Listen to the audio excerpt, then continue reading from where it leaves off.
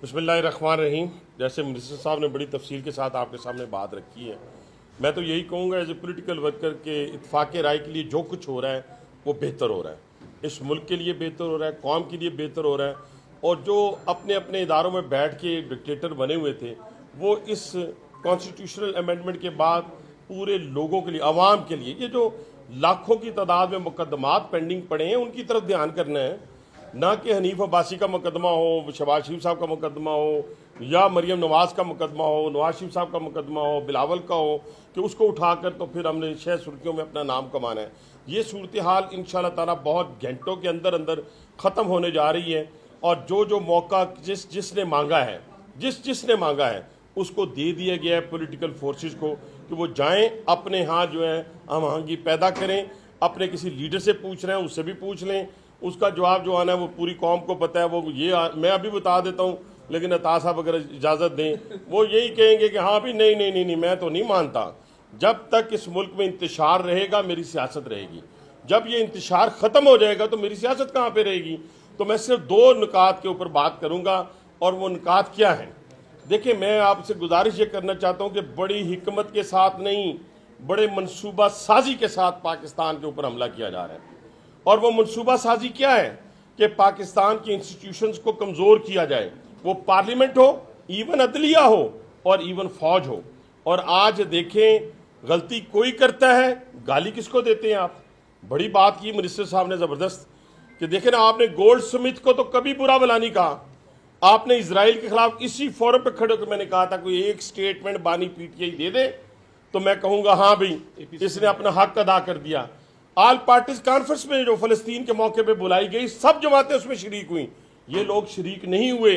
और अब आप पूरे सोशल मीडिया के अंदर जो बाहर बैठी झूठ की फैक्ट्री हैं वो करती क्या है, बात कोई करता है, स्टूडेंट कोई बात करता है तो उसके पीछे लग जाते हैं, उसको उभार कर कहते किसको है जनाब। कोई खातून जो है 4 घंटे शॉपिंग में, अगर कई शॉपिंग मॉल के अंदर सिग्नल नहीं आ रहे होते, वहाँ चली जाती है तो कहते हैं उठा लिया गया। फिर कहते हैं कि 12 साल के बच्चे के सीने के ऊपर पता नहीं, ऐसी ऐसी कहानियाँ घटती हैं। यहाँ उम्र कैद मिल गई, यहाँ 6 हमजा सबसे ज़्यादा कैद काटने वाला शख्स था, 3 साल तक वो कैद में रहा, किसी ने उफ तक नहीं की। 3 जेलों में डाला गया, 6x6 में डाला गया, किसी की चीखें नहीं। क्या हमारे बच्चों को नहीं उठाया गया, हमारे बच्चों के खिलाफ इंक्वायरी नहीं हुई, उनको पाबंद सलासल नहीं किया गया, FIR नहीं हुई। क्या हमारे बच्चे जेलों के बाहर जाकर खड़े नहीं होते थे, सबके बच्चे। और शुअल क्या होता था बानी पीटीआई का, इसको पकड़ लो, इसको मार दो, इसकी अगर नहीं बात आता तो इसकी गाड़ी में हीरोइन डाल दो। कहने से मुराद ये है कि आज एक जो खतरनाक खेल खेल रहा जा रहा है उसको मैंने और आपने सब ने मिलकर नाकाम करना है, उसको कामयाब नहीं होने देना। याद रखिएगा, ये जो माओ के बेटे शहीद हो रहे हैं सरहदों के ऊपर, ये किसी की याद में नहीं, ये इस मुल्क के लिए होते हैं, आपके लिए और मेरे लिए होते हैं। वो जो 6 माह की बच्ची ताबूत के साथ लिपट के रो रही होती है, या 2 साल पहले शादी होने वाली बेवा जो है वो ताबूत के साथ रो रही होती है, जो माँ अपने लफ्ते जिगर का ताबूत कबूल, ये उन पे मजाक करते हैं, उन पे मीम्स बनाते हैं, उनकी फैमिलीज का मजाक उड़ाते हैं। तो यहाँ से अंदाज़ा लगा लें कि ये खेल क्या खेला जा रहा है। आज अगर मेरा इक़्तिदार नहीं है तो मुझे पख्तूनिस्तान चाहिए, मेरा इक़्तिदार नहीं है तो मुझे बलोचिस्तान नहीं चाहिए, मुझे आज़ाद बलोचिस्तान चाहिए। ये जो सूरत हाल है, इस इवन कि पंजाबी के अंदर कोई होगा अगर वो ये बात करेगा, सिंधी के अंदर कोई होगा वो ये बात करेगा, नहीं, इस मुल्क को इंशाअल्लाह ताला कायम और दायम रहना है, इंटैक्ट रहना है, सारी इकाइयों ने इकट्ठे रहना है। आप जितनी मर्जी साजिश कर लें, आपका तो ये भी कहना था ना कि पूरे पाकिस्तान पे बम गिरा दिया जाए, आपका ये भी कहना था ना इनके लोगों का कि अगर बानी पीटीआई नहीं तो फिर पाकिस्तान नहीं। मुंह में खाक सबके जो भी ये बात सोचे या कहता है, इंशाअल्लाह ताला पाकिस्तान कायम और दायम रहेगा। लेकिन ये जो खेल खेला जा रहा है बैरूनी अकाओं के कहने के ऊपर, इसको इंशाअल्लाह हमारे शहदा अपने खून से और हम अपने सीनों पे गोलियां खाकर जो है वो कबूल करेंगे।